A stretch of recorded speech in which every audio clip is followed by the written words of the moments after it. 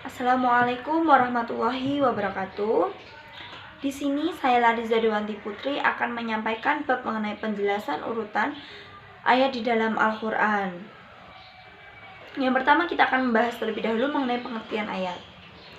Ayat menurut bahasa adalah tanda, alamat, bukti, atau dalil, dan mukjizat.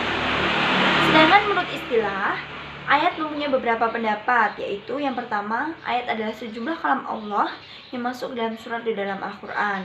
Yang kedua, ayat adalah bacaan yang tersusun dari beberapa kalimat sekalipun secara takdir atau perkiraan yang memiliki permulaan atau bagian yang masuk dalam surat. Yang kedua, kita akan bahas mengenai jumlah ayat di dalam Al-Quran. Para ulama berbeda pendapat tentang jumlah ayat Al-Quran. Menurut Ibnu Abbas berjumlah sebanyak 6.616 ayat. Adapun menurut keterangan yang masyhur berjumlah 6.666 ayat. Alasan perbedaan ayat ini diantaranya yaitu pertama, karena Nabi Muhammad SAW pada suatu ketika mewakafkan pada akhir suatu ayat fasilah, ketika sudah dimaklumi para sahabat, banyak di lain waktu beliau mewasalkan oleh sebagian sahabat atau menduga bukan akhir ayat. Yang kedua, para ulama juga berbeda pendapat dalam menghitung fawatih asyirwar atau permulaan surat yang terdiri dari huruf hijaiyah. Yang ketiga, kita akan membahas mengenai urutan ayat di dalam Al-Quran. Penempatan urutan Al-Quran adalah bersifat tauqifiyah berdasarkan ketentuan dari Rasulullah SAW.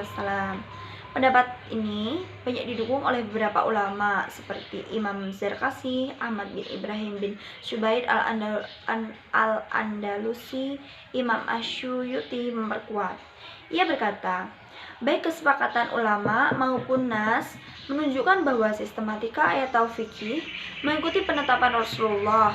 Tidak ada keraguan dalam perkara tersebut. Jibril telah menurunkan ayat kepada Rasulullah serta mengarahkan tempatnya dalam setiap surat atau ayat yang diturunkan sebelumnya.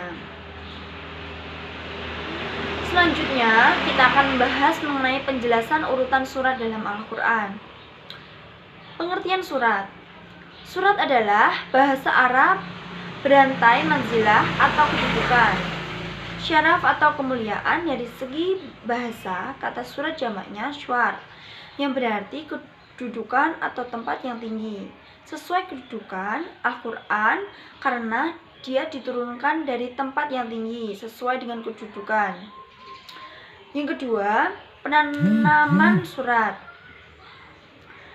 Tidak ada kesepakatan formal di kalangan sarjana muslim mengenai penamaan surat ke-114.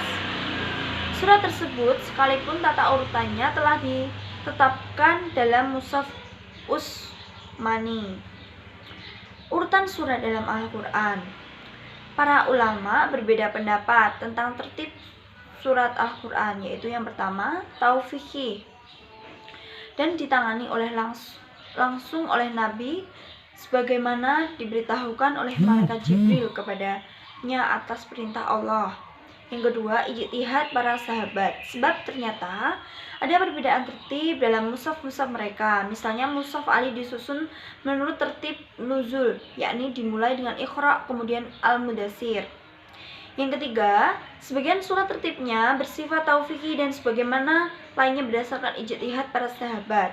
Hal ini dikarenakan terdapat dalil yang menunjukkan tertib ashab, At-Tiwal, Al-Hawamim, dan Al-Musawwal pada masa hidup Rasulullah. Yang ketiga, penjelasan ulama mengenai surat Al-Anfal dan Al-Taubah. Ada beberapa penjelasan dari para ulama mengapa basmalah tersebut tidak dicantumkan di permulaan surat At-Taubah. Yang pertama, pendapat pertama, Al-Mubarid berpendapat bahwa menurut kebiasaan orang Arab, apabila mengadakan suatu perjanjian dengan suatu kaum kemudian bermaksud membatalkan perjanjian tersebut, maka mereka menulis surat dengan tidak mencantumkan basmalah di dalamnya. Maka ketika turun surat Al-Baro'ah atau At-Taubah, yaitu dia memutuskan perjanjian antara Nabi SAW dengan orang-orang musyrik. ketika mengutus Ali bin Abi Thalib, kemudian membacakan surat tersebut tanpa mengucapkan basmalah di permulaannya. Hal ini sebagaimana kebiasaan yang berlalu di bangsa Arab.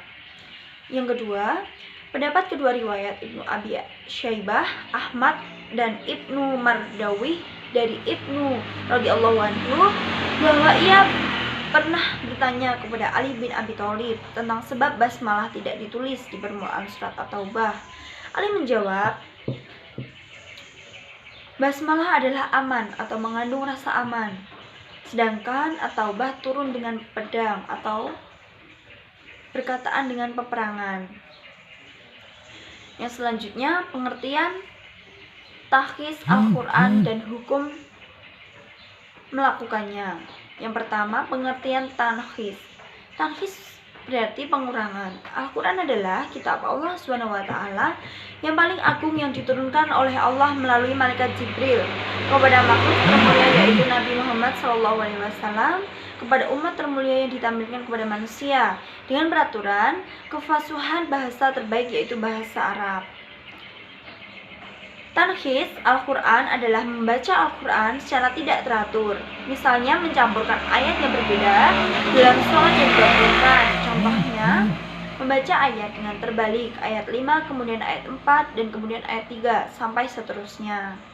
Meskipun demikian, bacaannya tetapi benar, tidak boleh, atau misalnya mencampurkan potongan ayat dengan ayat yang lainnya. Yang selanjutnya, hukum melakukannya.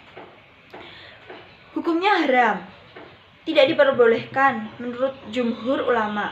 Di antara ulama yang memilih ini adalah Imam Manawi.